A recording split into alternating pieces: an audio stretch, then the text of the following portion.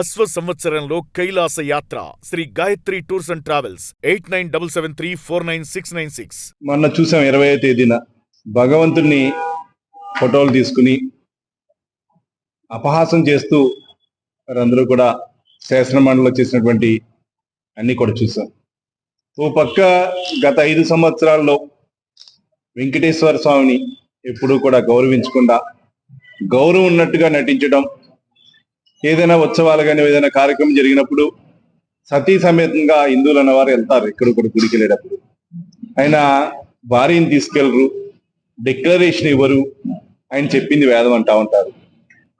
అట్లాంటి వ్యక్తి గతంలో కూడా చూసాం మనం. గత 5 సంవత్సరాల్లో తిరుపతి లడ్డు విషయంలో జరిగినటువంటి ఏదైతే ఆ నెయ్యి విషయంలో కల్తీ జరిగిందని, ఎక్కడ కల్తీ జరగలేదని మాట్లాడట్లేదు వారు.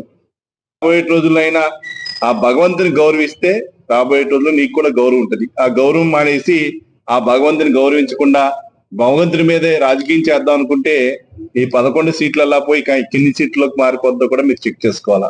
సంబరాల రాంబాబు, ఏ రాంబాబు? సంబరాల రాంబాబు. ఆ రాంబాబు గారు చూస్తే ఆయన ఇష్టం వచ్చినట్టు బండ బూతులు తిడతారు, దాన్ని వారు సమర్థిస్తూ ఉంటారు. ఇంకా మారట్లే వారి యొక్క ధోరణ. ప్రజలు అంత గట్టి తీర్పిచ్చినా కూడా ఈ రోజు కూడా వాళ్ళలో మార్పులు జరగట్లా. పక్క వెంకటేశ్వర స్వామి అన్నా గౌరవం ఉండదు, భగవంతుడు అన్నా గౌరవం ఉండదు, నాయకులన్నా గౌరవం ఉండదు, కోర్టులన్నా గౌరవం ఉండదు. రాబోయే రోజుల్లో ఆ భగవంతుడే వారి యొక్క మనసును మార్చాలని చెప్పి కోరుకుంటా ఉన్నాం. ఇష్టానుసారం వ్యంగ్య వేషాలు, ఒక డ్రామా ఆర్టిస్టుల్లా, ఒక రాజకీయ నాయకులకు ఉండవలసిన హుందాతనం ఏమాత్రం లేకుండా ఈవేళ ఏ పరిస్థితిలో చెప్పులు వేసుకుని ఈవేళ మనకి అసెంబ్లీలో వారి వేసిన వేషాలు వారు ఇంకా మారాలి.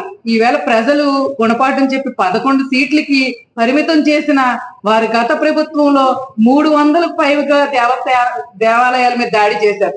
ఎన్నో దేవాలయాలు ధ్వంసం చేసిన పరిస్థితి. ఇంకా వారికి బుద్ధి మారలేదు. తక్షణమే వారు దయచేసి ఒకటి, హిందువులు మనోభావాలు దెబ్బతీ